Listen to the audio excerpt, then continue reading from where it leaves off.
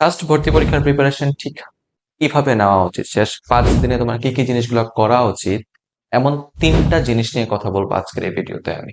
ওকে, প্রিয় ভর্তি যোদ্ধারা, আমি জানি তোমাদের মধ্যে একটা বড় অংশ এখনো ভালো পরীক্ষা দিতে পারো নাই, প্রিপারেশন ভালো আছে বাট পরীক্ষায় আশানুরূপ ফলাফল হয়ে ওঠে নাই। এন্ড তোমাদের সবারই একটা বড় টার্গেট হচ্ছে ঠিক 5 দিন পরে অনুষ্ঠিত হতে যাওয়া সাবিপ্রবি ভর্তি পরীক্ষা। ফার্স্ট ভর্তি পরীক্ষার প্রিপারেশন ঠিক কিভাবে নেওয়া উচিত, শেষ 5 দিনে তোমার কি কি জিনিসগুলো করা উচিত, এমন 3টা জিনিস নিয়ে কথা বলবো আজকের এই ভিডিওতে আমি। ওকে, প্রথমত বলি, সেটা হইতেছে কোশ্চেন ব্যাংকটাকে বুঝে বুঝে প্র্যাকটিস করেন ভাইয়া। আমি জানি তোমার দীর্ঘ একটা একাডেমিক লাইফ ছিল, অ্যাডমিশন একটা লাইফ ছিল, কোশ্চেন ব্যাংক পড়া তোমার মোটামুটি শেষ, প্রত্যেকটা জিনিসের কনসেপ্ট ক্লিয়ার করা তোমার শেষ। তাহলে এখন এই মুহূর্তে কোশ্চেন ব্যাংকে আর কি বা করবা, সেটা হচ্ছে যে এটা চেক করো। লাইক একটা চ্যাপ্টার নিয়ে বসো বা একটা পেপার নিয়ে বসো, চেষ্টা করো বোঝার যে ওই পেপারের আন্ডারে কি কি প্রশ্নগুলো রিসেন্ট ইয়ারে আসছে। ধরো যদি সহজ করে ভেক্টরকে বলি, তুমি 3 থেকে 4টা টপিকে ভেক্টরকে গোছাতে পারো। লাইক নদী নৌকার অঙ্ক আসছে ভাইয়া, উপাংশের অঙ্ক আসছে। এন্ড এই টপিকগুলোর আন্ডারে তোমার যথেষ্ট পরিমাণে প্র্যাকটিস হয়েছে কিনা। পড়া তো তোমার হয়েছে, বোঝা তো তোমার হয়েছে, প্র্যাকটিস হয়েছে কিনা। প্র্যাকটিস করা বোঝেন তো ভাইয়া, যে ধরেন নদী নৌকার একটা অঙ্ক সাস্টে 19-20 আসছে, ওকে দেখে চলে গেলাম না তো। সেই অঙ্কের আন্ডারে যদি একটা প্রশ্ন আমি চুয়েটে পাই সেটা সলভ করব, আমি যদি সিকিউরোয়েটে পাই সলভ করব, আমি যদি সেম নদী নৌকার আন্ডারে একটা অঙ্ক ধরো রাবিতে পাই, জাবিতে পাই, হ্যাঁ হ্যাঁ, এই টাইপের প্রশ্ন সলভ করবো। তাহলে শেষের এই মুহূর্তে আমার খুব বেশি পরিমাণে প্র্যাকটিসের প্রয়োজন। তাহলে এই প্র্যাকটিসটার একটা অংশ হতে পারে যে আমি কোশ্চেন ব্যাংকটাকে বুঝে বুঝে প্র্যাকটিস করতে পারি। এন্ড কোশ্চেন ব্যাংক থেকেই যে শুধুমাত্র চর্চা করতে হবে এমনটাও তো না, এক্সাম দিয়েও তো চর্চা করতে পারি। তাই সেকেন্ড পয়েন্ট হচ্ছে ভাইয়া এক্সাম দিবেন। এন্ড এক্সাম এর কোনো প্রকার বিকল্প হয় না। একটা শিক্ষার্থী যে পরিমাণ জিনিসপাতি পরীক্ষা দিয়া শিখে, বই পড়া সে শিখে না। তো পরীক্ষা দিয়া মানে এক্সাম তোমারে বুঝাইবো এত সহজ একটা টপিক তুমি ভুল করতে পারো, ঠিক আছে না? তো তুমি এক্সাম দেওয়ার মাধ্যমে নিজের উইকনেস গুলো বুঝে ফেলতে পারো।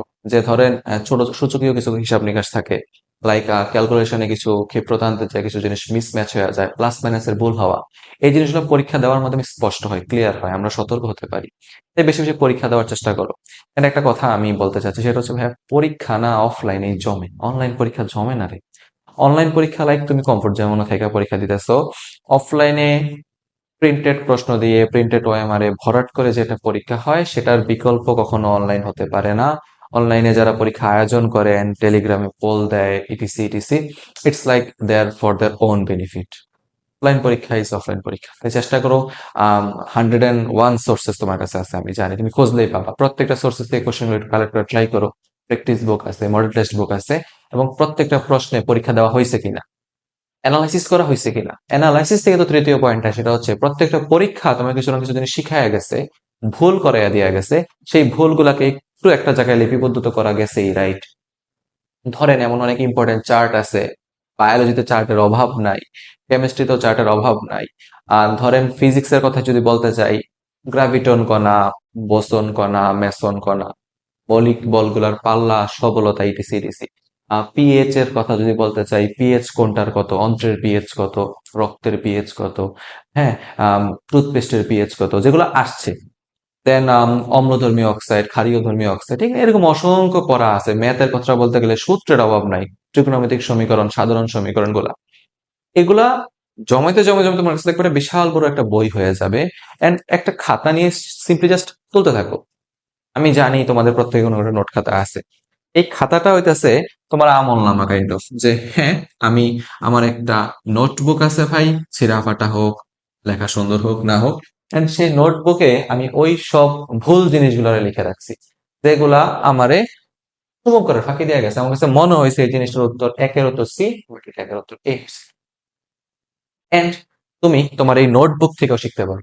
অর্থাৎ তোমার দিন এখন শেষ 5 দিনে তুমি প্রতিদিন দৈনিক এই 3টা জিনিস রিপিট করবা। কোশ্চেন ব্যাংক, কিছুক্ষণ কোশ্চেন ব্যাংক প্র্যাকটিস করলা, ভাল লাগে না, কিছুক্ষণ পরীক্ষা দিলা, ভাল লাগে না, কিছুক্ষণ ওই নোটবুকটা নিয়ে বসে থাকলা, ভাল লাগতেছে না, আবার কোশ্চেন ব্যাংক প্র্যাকটিসে যাও, আবার এক্সাম দাও, আবার নোটবুক প্র্যাকটিস করো। এটাই তো, এই সাইকেল রিপিট করতে করতে নোটবুকের সাইজ বড় হইব। এন্ড পরীক্ষার আগের দিন রাতে তুমি হতাশ থাকবে না, লাইক যে আমার কাছে কিছু নাই পড়ার মতো। ওই পরীক্ষার আগের দিন রাতে কেউ কোশ্চেন ব্যাংক পড়ে না, কেউ পরীক্ষাও দেয় না। পরীক্ষার আগের দিন রাতে তুমি দেখো তোমার সেই চেনা পরিচিত খাতাটা, আমার একটা খাতা ছিল। এই খাতাটাকে নিয়ে আমি কত না জায়গায় পরীক্ষা দিতে গেছি। ও জায়গায় বসে থাকতাম, হ্যাঁ, কিরে আমি তো এই পরীক্ষাটা দিছিলাম, এই অঙ্কটায় ভুল করছিলাম, এই জিনিসটা এই পিএইচ এর সারণীটা মনেই থাকে না, এরকম। হ্যাঁ, তোমার সেলফ কিছু থাকে না, মিস্টেক। মাঝখানে একটু বলি নেই, সেটা হচ্ছে ভাইয়া প্রত্যেকটা ধাপের মাঝখানে যে একটা ব্রেকের প্রয়োজন আছে, আমাদের ব্রেইনে তখন ফোকাস দিতে পারে না। এই ব্রেক টাইমের মধ্যে কিন্তু, ব্রেক মানে মোবাইলে রিলস দেখা বা ওই টেলিগ্রাম গ্রুপে যা যা পোল পোলে পরীক্ষা দেওয়া না, এটা করিস না। এটা করলে আলটিমেটলি তুমি ডিস্ট্রাক্টেড হবা, তোমার সোশ্যাল মিডিয়া তোমার ডিস্ট্রাক্ট করে ফেলবে। চেষ্টা করো ব্রেকটাকে প্রার্থনার মাধ্যমে কনভার্ট করে ফেলার। লাইক, আমরা যারা মুসলিম আছি, সকালবেলা ঘুম থেকে উঠে যদি আর্লি টাইমে পড়তে বসতে পারি, যখন আমাদের সময় সুন্দর মতো একটা ব্রেক হয়ে যায় আমাদের। নামাজ আদায় করতে গেলাম, নামাজ পড়ে আসলাম, সিম্পল একটা ব্রেক হয়ে গেছে। তাহলে প্রার্থনার তো কোনো প্রকার শেষ হয় না, তুমি তো জানো আমরা মানুষ, চেষ্টার অধিকারী। দিবেন, অথবা আমি যে জিনিসটা পাইতে যাচ্ছি এটা তো পরলার ইশারা ছাড়া হইতেছে না। তো এই জিনিসটাতেও ফোকাস রাখতে হবে।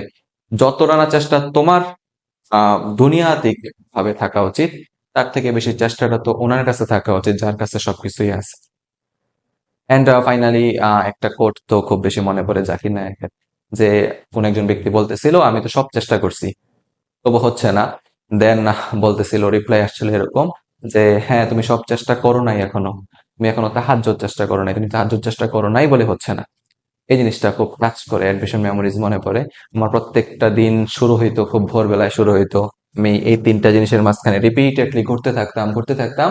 ব্রেক হিসাবে ওইটাই, ওই যে মসজিদে যেতাম, নামাজ পড়তাম, রাতে খাবারের পরে পড়তে বসছি, খুব গভীর রাত হয়েছে, ব্রেক হিসাবে তাহাজ্জুদ করছি, দেন ঘুমাইছি, দেন সকালে উঠে আবার, বুঝতেছো তো? তো একজন সাবিপ্রবিয়ান হিসাবে আমিও চাইবো আমার জুনিয়ররা আসুক, আমার পটেনশিয়াল জুনিয়ররা আসুক, তাদের সাথে আমার ইনশাল্লাহ দেখা হবে। একটা কথা বলে রাখি, সেটা হচ্ছে, একটা প্রশ্ন পাইছিলাম যে প্রশ্ন কি এরকম ক্যাটাগরির হবে। দেখো, এই জিনিসটা প্রেডিক্ট করা খুব টাফ, অত্যন্ত টাফ। লাইক, গত বছরে টিচারদের সাথে কথা বলছি, অনেক টিচার বলছে প্রশ্ন অনেক হার্ড করে, বাট আলটিমেটলি প্রশ্ন হচ্ছে ভার্সিটি স্ট্যান্ডার্ড। তবে তুমি যদি বেসিক স্ট্যান্ডার্ড খাতে কথা চিন্তা করো, সাস্টের জিএসটি থেকে বের হয়ে যাওয়ার উদ্দেশ্য একটাই, যে তারা দ্রুত পরীক্ষা নিতে পারতেছিল না, প্রশ্নের মান বন্টন সেট করতে পারতেছিল না, ভালো স্টুডেন্ট পাইতেছিল না সাস্টের থিঙ্কিং অনুসারে। এন্ড তারা তাদের এই জিনিসটাকে রক্ষার জন্য প্রশ্নের কোয়ালিটি নিশ্চয়ই বাকি জিএসটি স্ট্যান্ডার্ড করবে না, নিশ্চয়ই তারা তাদের নিজেদের একটা লেগেসি যে আছে সেটা বজায় রাখার চেষ্টা করবে। এন্ড গত বছরের জিনিসটা একটা কাইন্ড অফ শর্ট টাইমে হঠাৎ জিএসটি থেকে বের হওয়া, হঠাৎ নিজেদের একটা পরীক্ষার আয়োজন করা, বিসি বিরোধী আন্দোলন চাইতেছে, 24-এর অবস্থা তুমি দেখছো, একটা খুবই নাজেহাল অবস্থা, ইন্টারনাল এক্সটার্নাল প্রেশার গুলোর কথা আছে। তো এই বছর ওনারা সেম জিনিসটা রিপিট করবেন না, আমাদের টিচাররাও সেম জিনিসটা বলতেছে, প্রশ্ন মোটামুটি স্ট্যান্ডার্ড লেভেলে হবে। এন্ড সেই স্ট্যান্ডার্ড লেভেলের প্রশ্ন পারার জন্য যে তোমার খুব আহামরি প্রস্তুতি লাগবে এমন কিছু না।